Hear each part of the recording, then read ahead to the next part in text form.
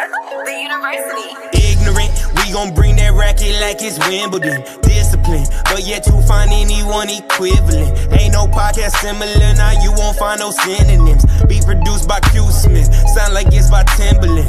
JBB in charge, EG set the bar. Be sipping water tree and Turk gon' lay the law. Jokes may go too far, but that's just who we are. Prolific, so gifted, words that have your soul lifted. So consistent, yet so different. Ain't nobody copy that lane. Carry that torch, heat up the game. Ain't nobody got that flame. Different, different. Man, this intro different. Man, this intro ignorant. God damn. Hola, mi favorito personas. Today, as Ses de Mayo, as time of this recording, y'all didn't know I knew that much Spanish, did you? Here's your host with the most eating toast, and Ghost J Brown, coming to you semi-live from another undisclosed location in the grandest prairie of them all. If that name sounds familiar to you, for some of these people, just know we are in a little predicament right now, and me and my homies going to explain that to you. So first, let me introduce you to the homie you cannot physically see because he's dealing with his babies and his lack of pullout game. Ladies and gentlemen, our talent manager, you know him as Mr. JJ Jefferson. What's good? What's good, people? Yes, I am here tonight. I'm in a dark screen because my kiddos are trying to sleep, so I don't really want to disturb them. It's all good. We are out here.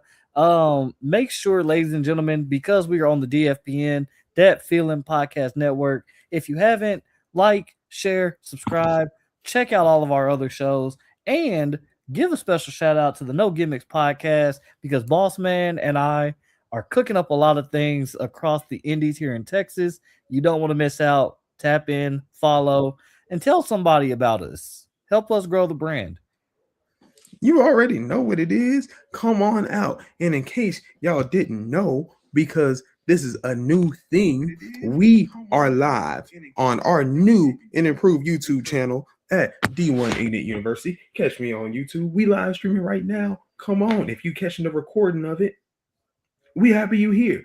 Let me introduce my other co-host. You know him as Mr. Worldwide, Mr. Play-by-Play, Mr. Glaze on site, Mr. I'm coming out of a sugar cookie season, better, browner on the other side, Mr. Devin Ashby, Captain Scully. What's good? Yes, sir. Yes, sir. It is 30, not even 30 days until summer. We are almost here. Thank the Lord.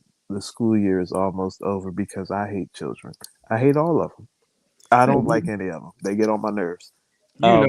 Happy Teacher Appreciation Week. Exactly. And nothing says Teacher Appreciation Week like these children doing the exact opposite of said thing. That being said, we're here, we're live, and we're here to just spread some good old ignorance. This is what we do, baby. So in case y'all don't know, as a proud member of the Prairie Gang, the Prairie Posse,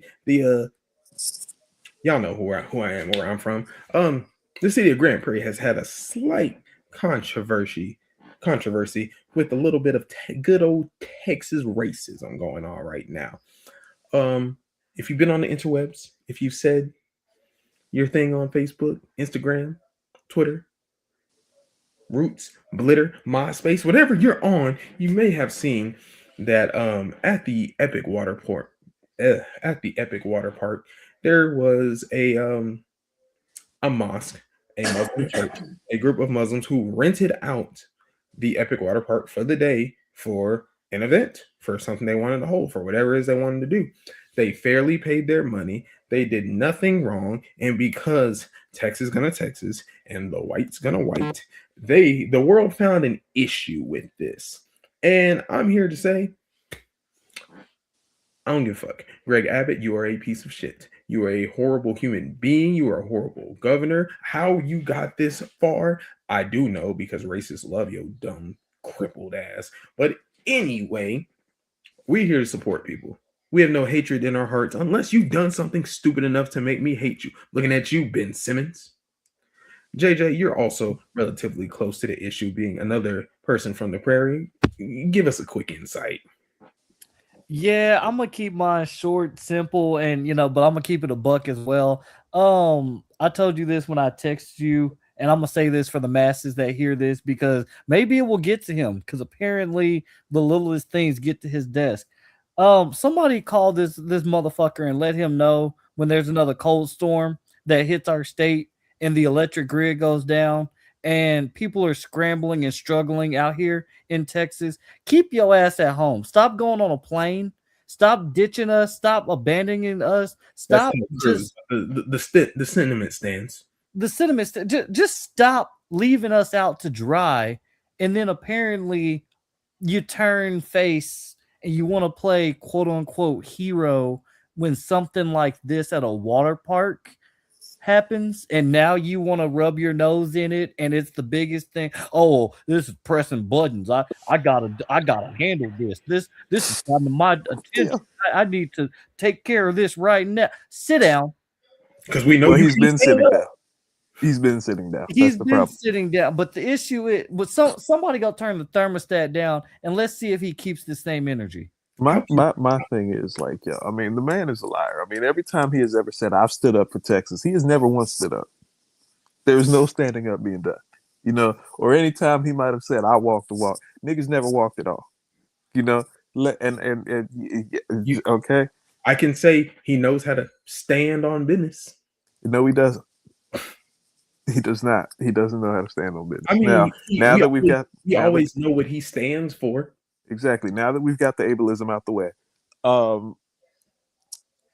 he's a dickhead. He's been a dickhead. I don't get how he keeps getting voted. Do y'all not have term limits? This is the United States. Term limits don't exist. Not anymore. No, but I'm talking about like governor term limits. Like, Nope. Typically, somebody screws up hard enough to make us want to kick him out, but the Trump wave has made sure that Trump's best buddy down south is still kind of in his thing. but he's been there before Trump. I feel like Greg Abbott has been there for a while. He got elected my freshman year of college, so 2014. Yeah, that's what I'm saying. I'm like, I know just being up here, like in Maryland and Virginia, they have term limits up here. Like Maryland, you can't go more than 2 terms, and I think Virginia, you can't go more than 1. So I thought that was like a universe. But then at the same time, it's a lot of other states that do. Like, cause even California, I feel like Gavin Newsom been up there for a good minute too. So I'm here to say my 2 cents. They were upset that it said Muslim only. I will admit that was probably bad language. That was probably bad PR. But it was a Muslim group. It was a mosque. It was a Muslim church. Every church event, every Christian event essentially says Christians only. They're just not white. That was the only thing you had. They weren't white, so you don't like that they did things fairly. You don't like that they paid for it with good money. Frisco, the city of Frisco, Texas, which is so far north, which I basically call it Oklahoma. I'm not allowed back in Frisco. That's for other reasons that we won't have to get into at the moment. That's where the Arlington Renegades moved, and they some bitches from moving from Arlington. That's beside the point. The city of Frisco is upset that they have a big Indian population moving in. I'm like, tough. All of you moved to Frisco to get away from other minorities. So now you're mad that another one is moving in. yeah, I'm so glad the comment came up because this is what's funny. Thank you, boss man. What's funny is after it was out, oh, you shouldn't have said Muslim only on the flyer. It was changed to be open to everybody. There was an open invitation that came out later and said, hey, we still are going to do this private event. We are still going to have it on this said day. It is now open to everybody. We welcome all. And because social media is social media and it's toxic and Texas is going to Texas and the races are still out there in strong force, they're going to go bitch and moan and whine and cry, so much so that it made its way to the governor. And the governor cracked down and said, oh my God, guys, now that it's at my desk, I need y'all to handle this problem or I'm going to take your money away. And if I take your money away, you're not going to like me anymore. And unfortunately, the prairie folded. And now the event that was supposed to happen is not happening. And here's my thing. The other thing is, as a man of God myself, there are plenty of events where even if they don't say, and I don't know why I have the accent, don't just work with me. Even if they don't say Roll on Christians in. only, even if they don't say Christians only, they will say, I mean, they will say stuff like, hey, we're coming here to worship God, we're coming here to do this, we're coming here to do that, godly Christian things. Muslims, by definition, would not show up anyway to a Christian event or to a event that is non-Muslim. So it's the same. Now, I think it was Jamal that said it. Like, is the saying Muslims only in big capital letters maybe wasn't the best PR strategy. But if you would have said something alluding to all praise to Allah, then it would have made it pretty obvious that, like, You would hey, have said like, okay, I that's not saying I can't come. That's just saying, hey, this probably isn't my scene, this ain't my which is thing. fine. And they still would have found a way to bitch and complain. I'm sure, but at least it just yeah. And anyway, y'all, that's just how we feel about the current situation. Hey, and if you don't feel how I feel, guess what? I don't give a fuck. Fuck you. It's like that. Anyway, that's our little thing for today. And if you want to learn more, just Google it. From the grandest prairie of them all, I don't shy, I don't hide. This is what I do. Somebody Anyway, roll Hot Wheels right off a fucking ledge somewhere. I've been trying to take one for the team for a while.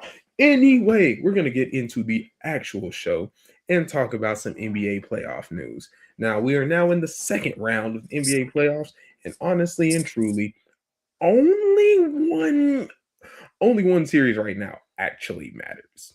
Look, Lakers, OKC, LeBron is gonna do his thing. He's 41.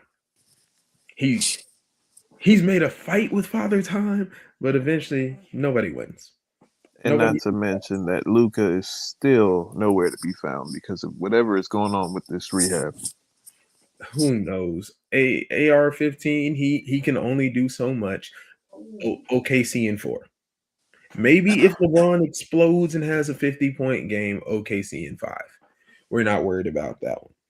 What we're really worried about is the series going on right now as we're doing this recording with the Timberwolves against the Spurs. Now, Anthony Edwards was hurt with a significant knee injury, from what we've been told, at least.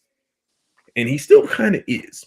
But Ant Edwards, being the YN that we all know, that we all love, that he's just another dude from Atlanta, he said, I don't give a fuck about none of that.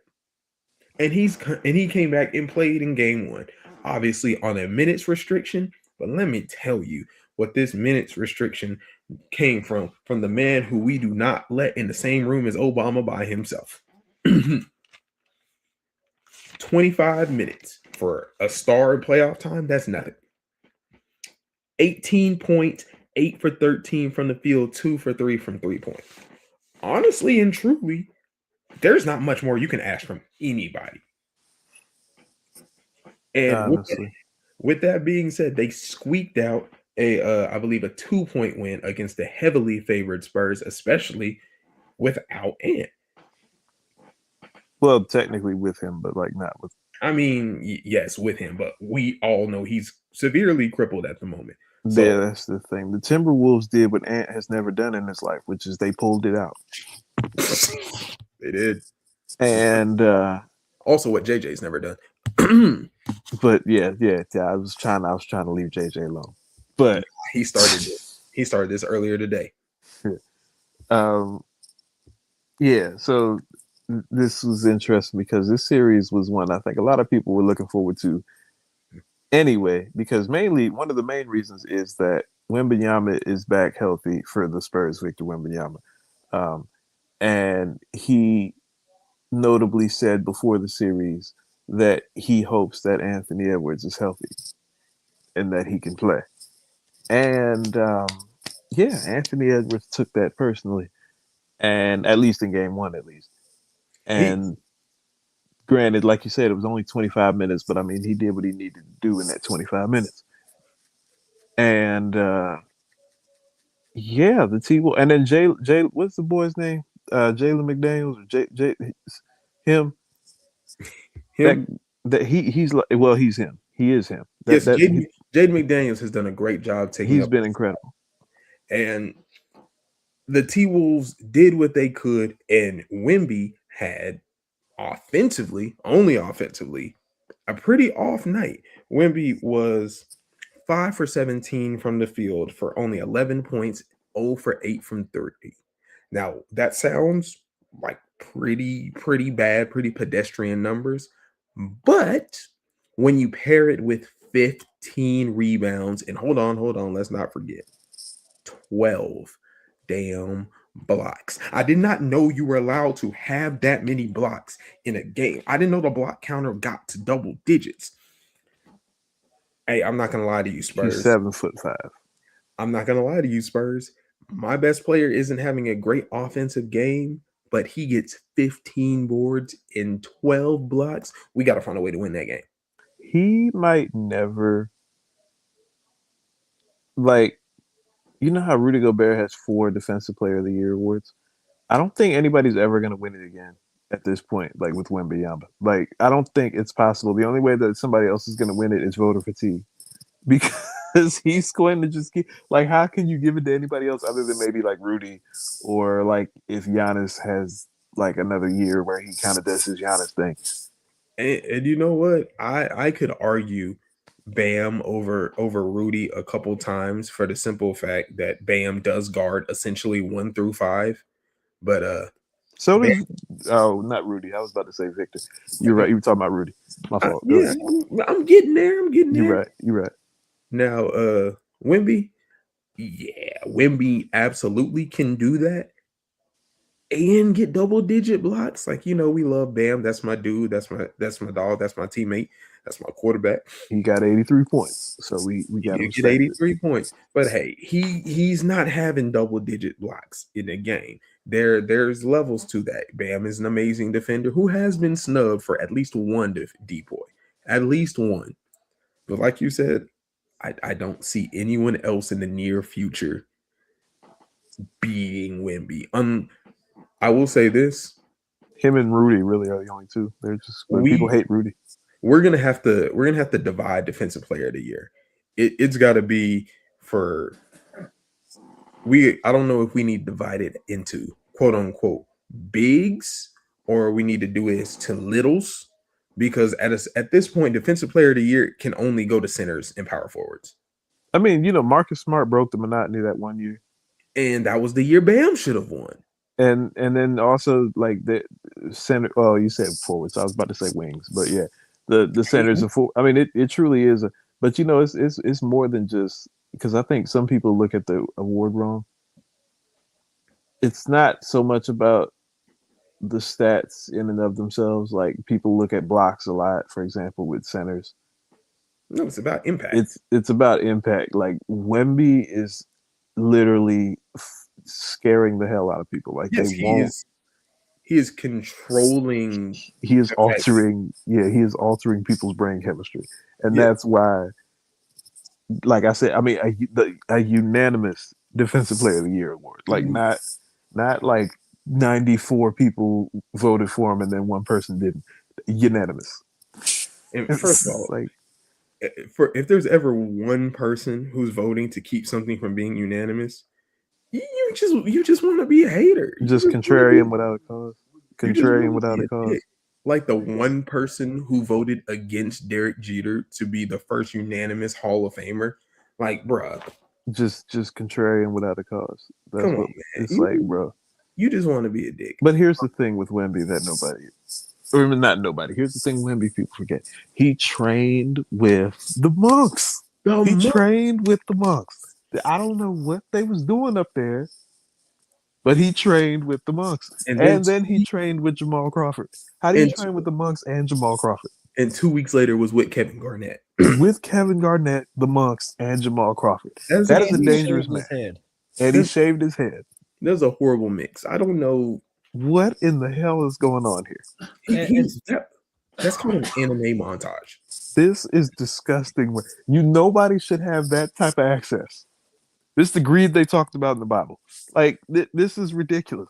The monks a shaved head, and Kevin Garnett and Jamal Crawford. Oh no, we're gonna get to the greed that they talk about in the Bible. Right. Before we You get to niggas that, in trouble.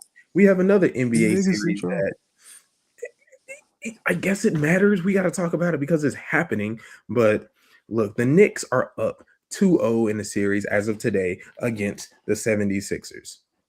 And oh, Joel Embiid is hurt again. What's new? What a shocker. Not his knee. But It's just speaking of surprising series, let's look at the Eastern Conference before we go any further. Can I just the Orlando Magic? Can y'all come to the front of the room, please? Orlando, please And come Boston, to the front of the too. room. Man. Well, we'll get to Boston in a second, but Orlando, please come to the front. please come to the Y'all front. had the opportunity to prove everything that we said on this show to be right. Detroit, for all it was worth, being the number 1 seed in the East, they did not deserve to make it to the second round because of the fact all they had was Cade Cunningham. Shout out to our guy from Arlington. That's our boy. That's our Texas man. We love you, dude. We support you. Please keep doing your thing. But there is no damn reason that Detroit should be going this far. There is no reason why they should have won that first round series when Orlando had them on the cusp. Orlando should have finished the job, but what it showed was Orlando didn't want it. They didn't want to go on to face Toronto or Cleveland, which we know is Cleveland because it's Detroit-Cleveland right now. They just didn't want it. They folded, and they were like, hey, you know what? Never mind. We don't want that smoke. We don't want to move on. We'll try this again next year, is what that series told me. By the way, have y'all noticed that Cleveland and Detroit, the NBA playoffs are weird. There are 3 series now that are getting ready to go to games 2 with the Spurs, or not 3. 2 series already are on game 2 or are finishing up game 2. And Cleveland and Detroit haven't even played yet. Yeah, they did. They played. They had game 1 the other night. Detroit won that. Yeah, they have game 2 tomorrow. Yeah, tomorrow. Because game 2 they have for the game Lakers 2 is tomorrow. Yeah, no, they have game 2 tonight. No, you're right. You're right. Tomorrow. Yeah. Tomorrow. I was about to say, because I was like, I was wondering why I hadn't heard nothing about it, but that was weird. But anyway, okay, then I take that back then. Yeah, the Orlando Magic. So, first of all, that coach is probably going to get booked on a Spirit flight home, which, if you know anything about Spirit. R.I.P. man. I never R.I.P. to a real one. fly the plane. R.I.P. to a real one. Spring breaks everywhere will never be the same. Yeah, that's gonna be how they send them home. They're gonna be like, well, Spirit doesn't exist. Well, neither does your employment here. So that's gonna be how they kick them out. Is you getting booked on Spirit Airlines, and it's like it doesn't exist anymore. Well, neither does your job. So I guess you both have something in common. Because this is disgusting. Somebody mentioned it. They are the most bad talented team we've ever seen in our lives, and it almost worked. They almost pulled it off until they folded like Kalani. This shit is ridiculous. To blow a 3-1 lead in the manner that they blew it, not even to blow a 3-1, because people blow 3-1 leads. But not often, but they do. Being up 20 at the half and folded like fresh laundry. It's disgusting. And then just, I don't know what happened. Y'all just completely, it was like paper mache, just completely disintegrated. Just all confidence gone. Man, Paolo Banchero is the most up and down player. Hurt. Y'all don't understand how much this hurts me because I am a Paolo Banchero advocate. I am the guy that's saying he can be the next one. I was a huge advocate for him to try to be on Team USA because everyone was like, oh, we got all these old heads. What are we going to do for next year? Although he might play for Team Italy, though, because he's also Italian on his dad's side. No, they made it a big deal that he basically gave up his Italian rights to play for that team for Team USA. Mm-hmm. Italy is pissed at him. So, oh yeah, I remember that. I do remember. We did all that to not even put him on the team to at least ride the bench and get the experience. It's for cool. Joel Embiid's knees. It's okay for the young dudes to be on the team just to be there, essentially. LeBron did it in 2004. Wade did it, and Carmelo did it. Tyrese Halliburton did it last year, or whatever year it was. Tyrese Halliburton knew. He was like, I'm just here. I just put my name on the group project. You know what? That could have been Paolo. So that could have been Paolo. And they were like, hey, now we got a young guy. And Paolo's game is very, very similar to Melo's, which I don't get why the Magic don't see that. They want him to be Jalen Rose. They want him to be Magic Johnson. That's not how he scored at Duke. I blame positionless basketball. I blame that. And it's not that we shouldn't have it, because there are plenty of teams where positionless basketball absolutely should work, like the Spurs, for example. Like, don't put Wemby in the box and make him a center. But like the Magic, there needs to be position full basketball, because, like you said, Paolo is closer to Carmelo than he is to Magic Johnson, and yet they still keep trying to turn him into Magic Johnson or the fucking Dame Lillard or whatever they're trying to do over there. And then you have just, I don't even know what else around him. Like, I mean, Franz Hunt, what's his name? Jalen Suggs is just Jalen Suggs is bald. He's bald.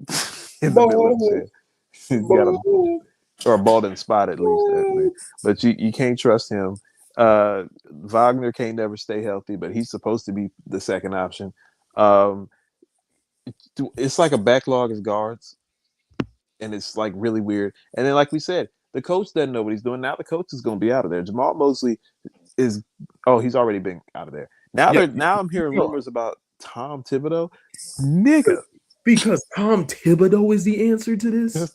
In the year of our Lord 2026, there should never be an opening for Tom Thibodeau. Because all that means is that 45-year-old Taj Gibson is going to be on your team. This is disgusting. Find a way to try to get signed Taj Gibson. And they are going to play 49 minutes a night every night for 82 games, and then your quads are going to be tendonism in the playoffs. Tendonism. Like, this is disgusting. If you even come near him, like, no, stop it. I'll holler at y'all in a couple games when Orlando's in a dangerous spot. We're done with this stupidity that is the Nets and the Sixers. I mean, the Knicks and the Sixers. We know where this is going. Embiid is out.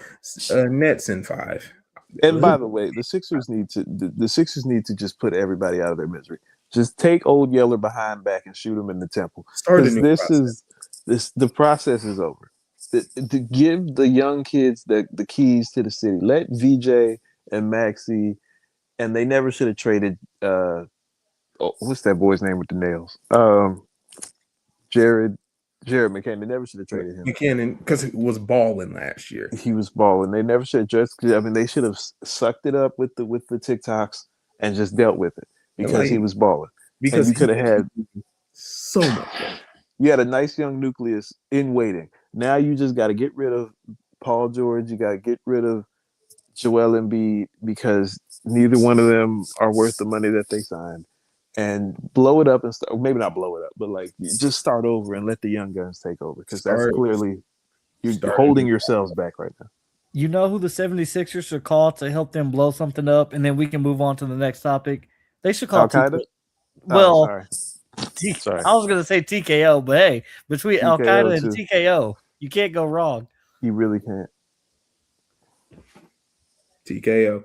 No, we're moving on to what we talked about a second ago. The greed that they talked about in the Bible. Mm-hmm. That's called the NCAA. The NCAA met, and coaches are speaking about and ready to approve. Here, I don't even want to talk about this no more, dog. We've already, a week ago, we were talking about 76 games, or not 76, 70. No, you're right. 76. It was 76 for March Madness. 76 teams for March Madness on the basketball side a week ago. All right. Now here we are this week, and go ahead.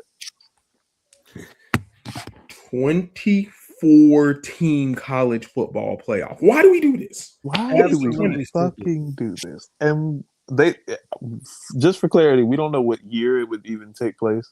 It doesn't matter. But it doesn't matter. It does not matter. It's horrible regardless of the year. Why do they even attempt to pretend this is about the sport, this is about the kids, this is about the betterment of our athletes. This is for your wallet This is and for your wallet. Y'all ego. ain't nothing. Y'all are nothing but pimps. You know, what's the dope? I can blame NIL for this because when the NCAA had complete control, they would have never have thought of this. Because now they need all this extra stupid money because players are actually getting what they're owed. What a damn shocker. And they really not even really And getting what they owed, if we're that- being honest. hey, something is better than nothing. I was 24 teams. And now let's not pretend that every team in every conference in every situation is going to get a fair shake. We all know every SEC team is getting it. Every single one. Because this is that's the thing. That's what makes this funnier. Y'all complained and cried and whined about how group of 5 teams shouldn't get in because it waters it down. Like Tulane shouldn't get here. Nobody thinks they're winning. And I forgot who the other team was that got in this year. And they were like, James Madison and Tulane, neither one of them deserved it. Like, nobody thinks they're actually winning outside of those two families. Like, y'all did all that crying and bitching and moaning. And now the same people are flipping around and like, well, 24 teams and the competitive nature and the competitive balance. All blah, blah, blah, blah, blah, blah, blah. 24 teams, bro. 24? This is just going to be an SEC Invitational. If Greg Sankey can have his way, it'll be an SEC Invitational. Just imagine 6-6 South Carolina getting in. And y'all thinking that they have a chance against a team like Oregon. But who cares? Because 6-6 South Carolina is gonna mess around and play 7-5 Wisconsin because they're only gonna think about the SEC and the Big Ten, and then maybe if they have a 12-1 season or they have a 10-2 season, they'll let in Texas Tech. They'll let in a Baylor because they want that Texas fan base and that Texas crazy football money for ads. Mm-hmm. But and then on top of this, they're talking about eliminating conference championship games as part of the way to do this, to ensure that they still end the season by the second week of January, which is still really late for college football because it's hilarious. So it's like, bro, what are we doing? We're being greedy. We're 24 games or teams. You know how many? I don't even know how many games there's going to be. And all this talk about CTE and like, player safety and all this stuff, because college football players don't have a union representation like the NFL does, because the NFLPA, even though their union is bullshit too, they're useless, but at least kind of there. They're controlled opposition, but at least there's the appearance of some type of player representation. You don't even have that in college football.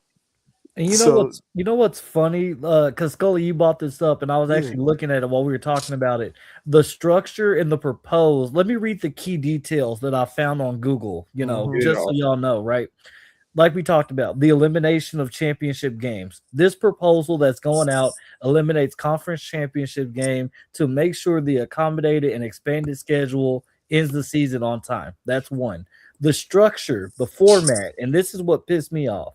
The top 8 teams will receive a first round bye. However, seeds 9 through 24 will play a first round on campus, meaning the lowest seed goes to the highest seed. So we would see a number 24 ranked team going against a number 9 team, hypothetically speaking, number 24, South Carolina, traveling to number 9, Texas Tech. That's not, what the fuck are we doing? I mean, but we kind of sort of were seeing that already. We were, but who wants to see this format? Like, you're telling me the top 8 teams are going to get a first round bye. Okay, cool, whatever. But then all the rest of those games, 24-9, 23-10, blah, blah, blah, so on and so forth, they're neutral site. No, not neutral site. They're or they're on a campus. Games. My bad. Yeah. Campus site. And we've already talked about how the SEC feels like we don't have to schedule anybody else. Our conference is good enough. Now they're not even going to schedule the good SEC teams. They're which like, they already don't, bro. Georgia and Alabama play once every 4 years. Well, they've played a couple times all now, it's gonna but yeah. do is the big dogs are going to schedule the hardest games. Like mathematically, Texas is gonna have to play Georgia and Alabama or somebody eventually. They're just gonna put them at the back half of the season where they don't have to play because load management at that point, because you're not going to have a conference championship. Winning the SEC or the Big 10 or the Big 12 or ACC, whatever, it literally will not matter. Because if you're in the SEC, you're going to get in. If you're in the Big 10, you're going to get in. And then it eliminates rivalry games because, like, games like Michigan and Ohio State that used to mean, like, oh, if Michigan or Ohio State loses in week 10, that's basically the season for either one of them. That's that the won't Big matter 10 anymore. championship. It hasn't mattered. It hasn't mattered. Ohio State lost to Michigan, still won a championship. That never would have happened before the playoffs. Like, Texas and OU are going to meet up in October like they do all the time. But how long before we just say, what's the point of this game that all we're going to do is go play Chattanooga, and we're going to play Chattanooga, we're going to play Temple, and we're going to play Rhode Island in the next 3 weeks so we can guarantee we have an above 500 record. You can't look me in the eye and tell me that we give a fuck about the regular season, that the regular season is even going to come close to mattering when we're putting half of the Division One major teams in the playoffs. And all of the top coach and all of the SEC coaches are just going to come out with their audacity. Imagine, like we said, 6-6 South Carolina coming out here being like, well, look at our resume. You know, we have lost. We got our asses whooped by Georgia. But you know what? Georgia is Georgia. You know, and I tell you, put Templeton State in any season anywhere in the SEC and see what they would do, because it just means more. And they're just going to keep it. Just means more. Does it mean more? They're just gonna. It just means more. Their way up to the 24th spot, just lobbying, and you know, like, bro. As I get older, every day, every time some new bullshit like this even surfaces its ugly head, I miss the BCS. I miss the BCS. Nah, I ain't never going that far. Was it perfect? No. Did it make sense all the time? Also, no. Did it screw some good teams over? You better believe it. But you know what it did do? It made sure teams won. It made sure everyone showed up every week. It made every game count, because you know what? Style points mattered. Yeah, you won, but you only won by 4. This team beat them by 10, so they get to jump you. I ain't saying it's perfect, but you know what? It's not 24 teams who 22 of them don't even deserve to get a blink, a look, a sniff, a sniffle, or or ear wiggle. College football is the only sport that has never figured out how to put a playoff together, a playoff system. They are the only sport that just hasn't figured it out. It doesn't matter what they do, it's wrong. I don't hear that. It's been like this. The BCS has made more sense. Why are we pretending like we didn't expand in this playoff? Basically, from the second we admitted we needed one, we made it too big. And people are still not going to be happy with 24. Then they're going to try to put it up to 48. And then they're going to try to put it up to 60. And they're going to try to. And eventually, we're just going to have 76 teams like we have in there. And basically, the whole season is just going to be a playoff. Hofstra. I don't even know if Hofstra got football, but Hofstra, not anymore. I don't know. You know what? Let me lobby to my local people. UTA, University of Texas Arlington. It's time. It's time. Bring back Maverick football. If we gonna put 24 teams in the college football playoff, hey, let's get in this American conference. Let's get this at-large bid. Let's get some HBCUs in there. Let's get the Celebration Bowl winner in there. I mean, didn't UTA bring back a flag football? What? They brought back flag? I mean that I thought UTA had some football brewing and popping last time I heard the grapevine. Maybe I'm tripping. I don't know. They might have. It's a lot of teams. It's a lot of places doing that, so they might Hey, have. I'm with you, Scully. Let's get the Celebration Bowl winner in here. Yeah, get Jackson State in there. Get Tennessee State in there. Get You know, I'm South tired. Carolina State in there. We not gonna do them like we do the HBCUs in the NCAA tournament. We are not automatically giving them the 24 seeds. Well, we might have to though. Actually, Nah, it's, I'm not. Hey, I'm not. it's a little different. It's a little I'm not different. saying give them the 8th seed or the 9th seed. You know, give them a chance. Let them be 22. Let them be 21. The winner of the Pop Tart Bowl gets 20. We can't get rid of the Pop Tart Bowl. We cannot get rid of the Pop Tart Bowl, I- and we can't get rid of the what is it? The Potato Bowl when they dump French fries on them. We can't get rid of that. The famous Idaho Potato Bowl. We can't get rid of it. We can get rid of the mayo, but we can't get rid of the mayo bowl. We can definitely get rid of the mayo. Look, I've said the same thing about the NCAA basketball tournament. I'm not saying HBCUs need to be a top 4 seed. I'm saying, bruh, give them a chance. They 13 seeds. No, HBC. We're not talking about them playing Ohio State, man. We talking about them Not playing. yet. Not yet. We talking about them playing Auburn on a down year. Right. Or like we said, imagine a 6-6 South Carolina getting there because we've seen it in football. We saw it with well, not with the HBCUs, but we saw it with South Florida last year when they walked into Gainesville and beat Florida, or when they busted Boise State's ass in week 1. Like anybody can beat anybody one time. We say it all the time on the show. One time. You know, now HBCUs are a little bit different because Grambling be walking into Ohio State, get that money, and get lost 66-0, you know, and stuff. So like it's a little different. But like I said, 6-6 South Carolina versus a 13-1 Jackson State. I'm cool with that. I'm cool with that. I think that's fair. The money matches. Let them. You know, Appalachian State beat Michigan. That's how I'm ending the segment. Appalachian State beat Michigan. That's all I got to say. But we moving on to another topic that I had to push back because these two don't know how to go to the damn movies and make. Well, I'm things. sorry, it's expensive. Fuck. We sneaking in the movies. We not paying. I'm sorry, I have a life and I have to literally schedule everything that I do around my family. But all right, Bring the babies. The babies need to know, Michael. Yeah, the babies need they to listen to him enough in the car. Well, they need to see Michael nephew. Anyway, we're here talking about the movie, Michael, and I'm here to tell y'all, good, not great, but it's not their fault because we're holding it to the expectations of that Jackson 5 American Dream. No. You're looking at this all wrong. I don't give a damn about the acting.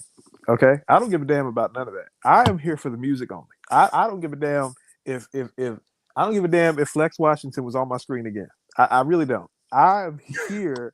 Well, actually, I would have been kind of upset. I ain't gonna hold you.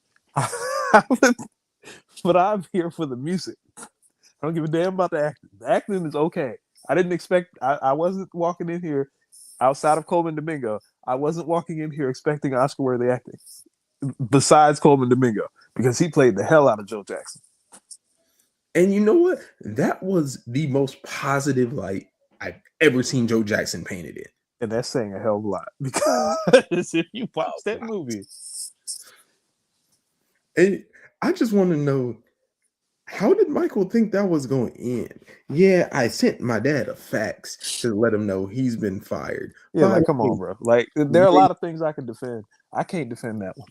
I'm not even upset about the fax. I'm upset that you sent the fax and you live 15 feet away from him. You live in the man. It's like, what you think? You were just gonna avoid him the whole night? Did you Forever? think you weren't gonna see him?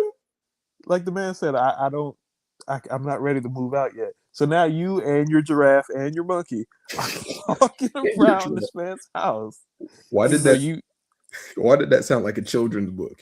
You, your giraffe, and your monkey. Your monkey. Don't forget the llama or the rat. And the llama and the There rat. was a llama.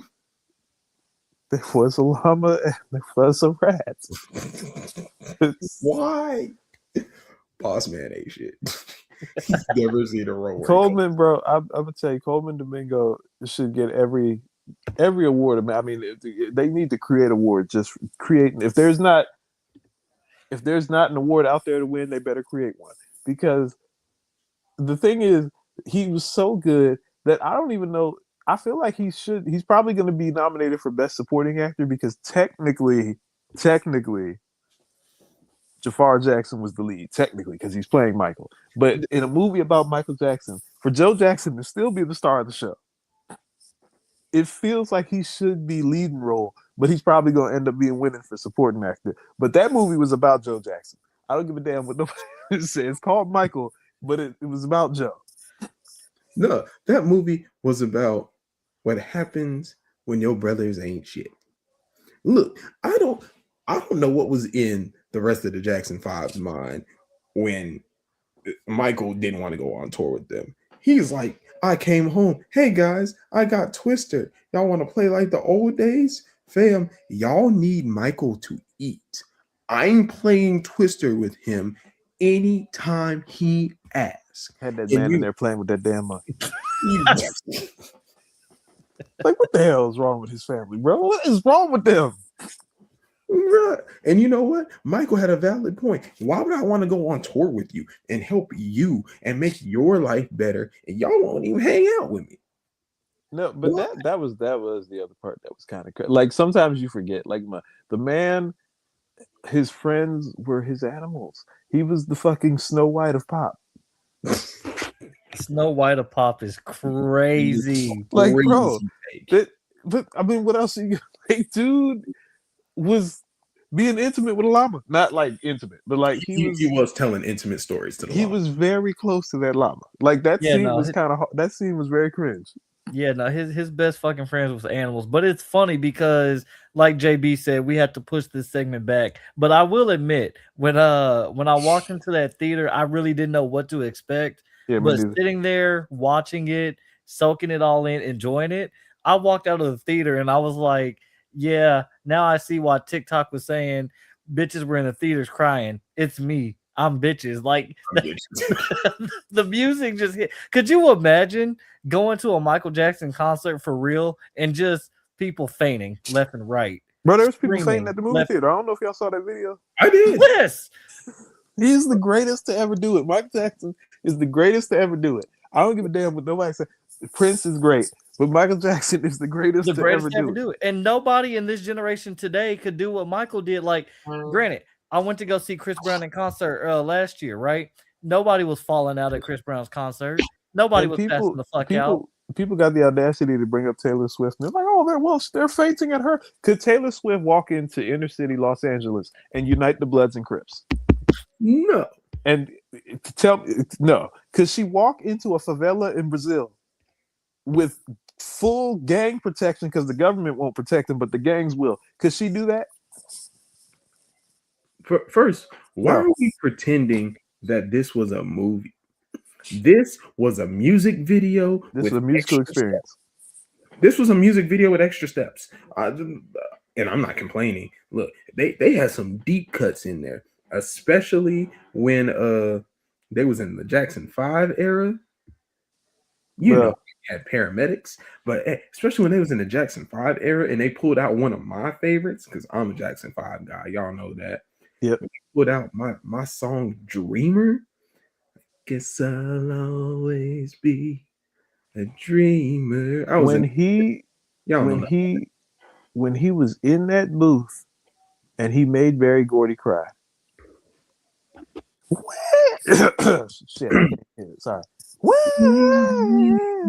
I was like, bro, I was in the movie theater just like, bro, I was about to just. I'm like, how in the this kid was he was technically 11, but he was 8 years old.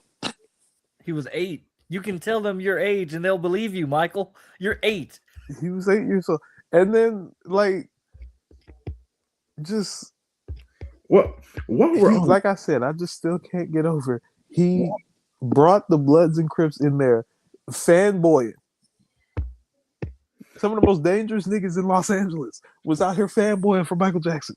Look, while we talking about Barry Gordy, That Joe piece of shit. yo dumbass saw your son wanted to befriend one of the biggest moguls in music, and your jealous, abusive ass wanted to keep him away. First of all, if my child wants to get close and learn music and music production, fucking Barry Gordy, I'm telling her, hey, you learn everything so we can leave his ass one day and do this on our own. Now you do gotta be careful though, because you know Barry Gordy's a shady nigga. You saw what he did to Boys the Men. I mean, to New Edition. See, yes, but Michael was different. Oh wait, Michael was before New Edition, so he wouldn't have seen it. Before New Edition, but Michael was different. Michael was his meal ticket. Like, yeah, Diana was cool, and the Supremes were all right, but Michael was a whole different ball game. He stole they stole the Jackson 5 trademark so that they had to turn themselves, like, after they left Motown and they were just the Jacksons, and they didn't touch that in the movie, but like people did that I don't know how many people noticed that, but like he took the trademark from right under, so Joe was kind of halfway, not, he wasn't totally wrong. The other thing with Joe Jackson is, like, he was a very complex character because, for one, I mean, it was all about him on one end. But then on the other end, it was like, bro, you can say a lot of things about Joe Jackson. That man loved his family. He didn't like them. Which family? Yeah, too. Which one? The ones the ones who were famous and successful. He loved them. That man did everything for his family. He cared about family. I mean, I don't know how well he showed it, but like, he wanted them to get out of it. He did not want to be in Gary, Indiana forever. And I can understand that. Mm-hmm. I ain't never been to Gary, but I can understand that. Now, I get y'all talking about Barry Gordy. You think a little bit of the hostility came from Jermaine was fucking his daughter? Wait. What? Jermaine, one of the reasons he left the band is because he married and was with Hazel Gordy, his daughter. Oh, yeah. That was part of it. Because remember, he was he stayed. We left, so he can have that. Yeah, I'm not saying he wouldn't have still done them partially wrong, but you can't tell me that wasn't a factor.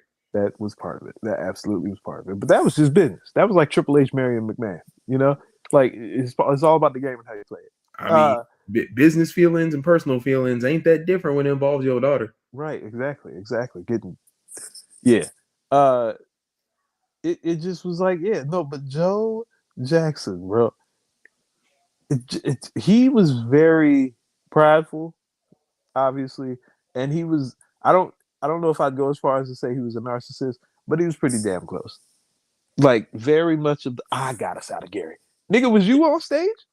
Was you singing them songs? Was you doing the James Brown feat shit? Nigga, what note did you sing? Let me see.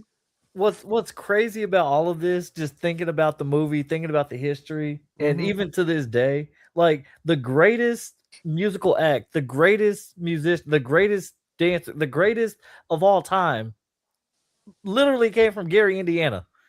Like, the small town, Gary, Indiana. Good as hell, by the way, in case y'all don't know nothing about Gary. Steel Mill Town, bro. Very small town. But we recognize the greatest of all time to ever bless a mic, a stage, an arena, whatever the fuck. And to this day, Thriller still gets played on repeat with no skips. Do y'all realize that, like, there was a period of time when MTV wouldn't show black people? Which is crazy. It's crazy to think about now. And Michael Jackson was so powerful that he got the head of CBS to be like, "Oh, okay, bet. Well then, okay, we'll pull Elton John. We'll pull Billy Joel. We'll take all. We'll pull them all. We will pull every single person off of your skin if you don't put. Oh, okay, bet. He'll be there in the morning." Thriller was on there. What was it? Billie Jean was on there the next day. It was Billie Jean. It was on there the next day. If Michael Jackson was alive today, Michael Jackson could probably end racism. Yeah, we talked about racism at the beginning of the show. I don't He would have tried. He would have died trying. Well, he He did. he could Die kill trying. racism for 2 minutes and 45 seconds a day. He would have. Can you imagine? He would have pulled up. No, he wouldn't have did that. No. I But I I just think do. about it. You know, Joe Jackson, like I said, the greatest father of all time. The greatest father of all time. He beat success. He turned whoopings into a 20+ year odyssey. By the way, it was kind of interesting watching a child get a whooping in the theater. And I'm like just sitting around all these white people and they're just holding their breath, gasping and shit. And I'm just like, And you over there having Vietnam flashbacks. it's like, damn, I couldn't even look at it. I was like, damn, they made it feel like it was abusive. Every time I watch something Jackson 5 related, all I do is think about, I know this conversation has happened in real time before. Boy, Jermaine, you think my Jermaine, opinion don't matter around here, boy? Jermaine or Tito, they're talking to a girl. They're like, "Yeah, I'm in a band with my brothers," and the girl's like, "Oh, that's so cool. Are you the lead?" And you're like, "Nah, nah, nah. Technically. That's my youngest brother." Oh, is it because he's really cute and young and it's a gimmick? And you're like, "No, He's got talent. he's just that much more talented than all of us." Like, oh, I'ma go. And then Jermaine and Tito just got to It's be like, like, wait, who's your brother? Michael Jackson. Wait, I couldn't hear you. Michael Jackson. Michael Jackson. Hold on, wait. What's your last name? Isn't your last name Jackson? Michael Jackson. Michael Jackson. God damn it. All right, let's go. So, y'all, the movie was good. Go see it. Before we end, I told them I had a surprise topic of overratedness. And it came to me today. Actually, I'm not going to take credit from it. It came from our good friend over at the Dalworth Recreation Center, Will. Shout out to Will. Shout out to Will. I don't know And, Will, but shout out to him. Dalworth. Never mind. This is something we talked about. And y'all feel free to disagree with me, but I got receipts. Mm-hmm. I think one of the most overrated rappers of all time. Don't shoot the messenger though. Don't hurt me. One of the most overrated rappers of all time is Tupac. Overrated? I said now, hold on. Okay. Just explain it first, because I might just explain it first, please. All right, hear me out. First of all, overrated does not mean bad. Overrated does not mean bad. But his discography, for one, it's not deep enough and it's not long enough to put him in the conversations that we put him in simply as a rapper. Now, I'm not saying quality over quantity. I'm not saying that Tupac is not important to culture as a whole. I'm not saying he's not important to Black culture. I'm not saying he's not a media mogul. I'm not saying his work as an actor and a poet and stuff is not important, and he deserves all the credit for that. He was fucking Jada Smith. I'm saying all of that combined is what has boosted his persona as a rapper, along with his death. That one's not his fault. But all the other stuff packed on top of each other. Kind of was, but that's what we're not here to talk about. That all of that packed on top of each other is what created the rap legend that we know as Tupac. But wouldn't that be the case for damn near every rapper? No, because every rapper, for one, most rappers are simply just rappers. Now, I will say that Tupac and Biggie in particular, because they're the ones who always get brought up, were incredibly young. Like I didn't realize how like you say it like, oh yeah, they were 25 and 24 when they died, and then like as somebody that's been 24 and 25, and I'm like, bro, they were children. They were kids. Children. I mean, not children for real, but like they were children. But that I feel like they're like the Magic and Larry of like rap. It's like Magic and Larry. It's like, okay, the 70s, and people, it was a brand new genre, and they were like the pioneers of it. And those two in particular were just so fucking good, especially Biggie. Yeah. overrated doesn't mean bad. Just But who are they overrated in comparison to? well, and I got asked this question earlier when I brought it up today. Guys who I think from that general era, roughly that era, who I think are just straight up better rappers: Jay-Z, Stop it. Nas, Rakim, Eric B.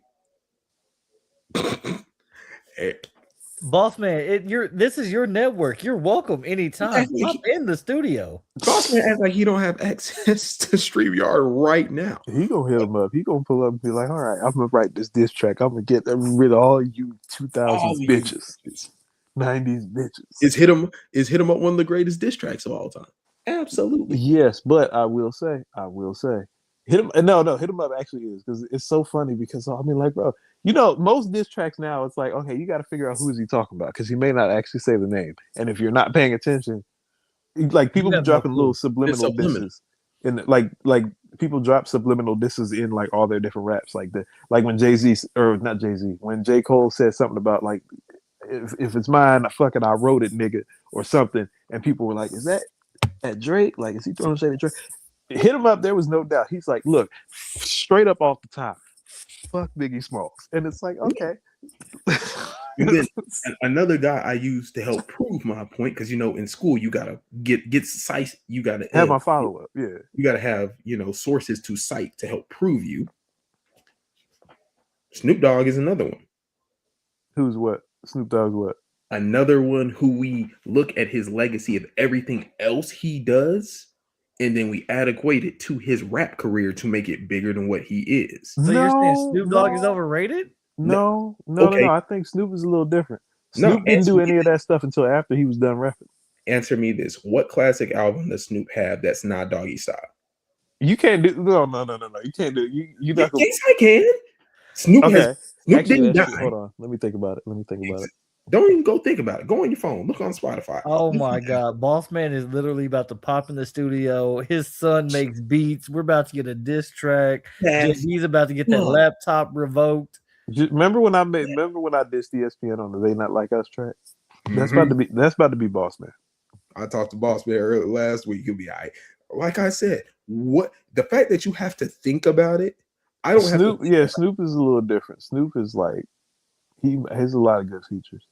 He's on everybody else's album. But that's the thing. Snoop is better known as a media persona and a cultural icon and all the things. Yes, now. But like I said, for a guy who's supposed to be an all-time great rapper, I don't think anybody's ever said Snoop is all-time great. I just think they've said he's one of the like ones that people love, but like and he's a lovable guy. People don't put Snoop up there with like NWA. But at the end of it, Snoop's sole classic work that is his, not a feature of someone else's, is Doggy Style, which is, again, an all-time great album. But that's which I'm about to say. There are plenty of people that don't have one. He's at least got one. And there's plenty of people who don't belong in the same conversation as Snoop Dogg. Right. But if we're talking about just guys who have great features and this and that, Fabulous has some great features.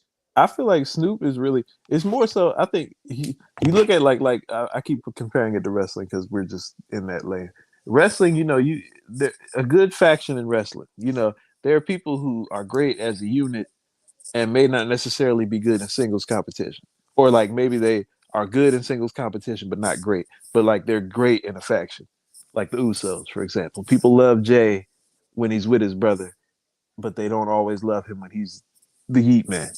And I bring that up to say, I think it's the same thing with Snoop. Within Death Row, Snoop Dogg is the great member of that faction. Like Death Row is one of the greatest factions of all time as a faction. See, Boss Man not gonna kick me off. He agrees on the Snoop thing. Yeah, I mean, because Snoop is, you started with Tupac, but you use Snoop as a buffer. I mean, Snoop. Snoop, like I said, Snoop. The media stuff didn't happen until later. Because remember, Snoop was like America's Most Wanted. Like niggas hated Snoop Dogg. Well, not niggas. White people hated Snoop Dogg, but not Martha Stewart until he beat the murder case. They hated him in the '90s, and then somehow he just did a full 180 and now he's on cooking shows with Martha Stewart, and Hey, she's the only convict in that relationship. I'm always gonna love Snoop. He did Boyfriend with Big Time Rush. How could I hate that man? And he did Beautiful with Pharrell. And he did Sexual Seduction. And he did the I Want to Love You with Akon, which is hilarious because And he did California Girls with Katy Perry. He I did. still don't understand that. I just did. And he just did the song with Big X the Plug. He just did 600. Snoop is like Nick Cannon. He ain't missing out on no check. He's like Unc Snoop now. He's just hopping on the youngins. That's what I So mean. like, He's a everybody people. Anyway, now. Yeah. everybody around, you ain't gotta agree with my hot takes, but you can't say I don't back it up. So we've come to an end of another episode of the one and only D188 University podcast. We hope it's not the last one because I done pissed Boss Man off a little bit, but hey, he'll be all right. So JJ, give the people their final thoughts. You know what? Final thoughts to the people, man. Enjoy what you're gonna enjoy. Take care of each other. Be safe. Happy Teacher Appreciation Week. If you're in the grandest prairie of them all, find out when that event was taking place at Epic Waters and pull up just for the hell of it. Stir the pot. Do it. Why not? And if you're too busy not doing that, go get involved in something that you are going to enjoy. There's too much going on to not have fun. Stop finding the little things to be mad about. Go enjoy your life. What he said. Captain Scully. It can't be a full show with wrestling fans on it if we don't pay homage to the New Day. Shout out to the New Day, man. Shout out to the New Day. Shout out to the New Day. Like they officially ended their run with WWE this week because they actually didn't get fired. They left on their own, even though we know TKO was bullshitting with the whatever. Okay, we're not talking about TKO right now. This is about the New Day, the greatest black faction in WWE history. Kofi Kingston, in particular, is probably the greatest black wrestler in WWE history. Fuck The Rock. I don't care about him. Because he's not one of us for real. And so, no, I'm playing. I'm just kidding. I love The Rock. I'm just joking.